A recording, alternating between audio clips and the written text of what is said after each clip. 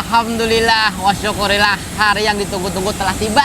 Hari ini kami sudah sampai di Jakarta untuk memenuhi undangan Presiden Republik Indonesia, Bapak Prabowo Subianto.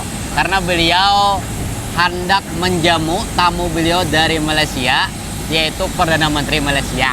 Nama beliau adalah Datuk Anwar Ibrahim.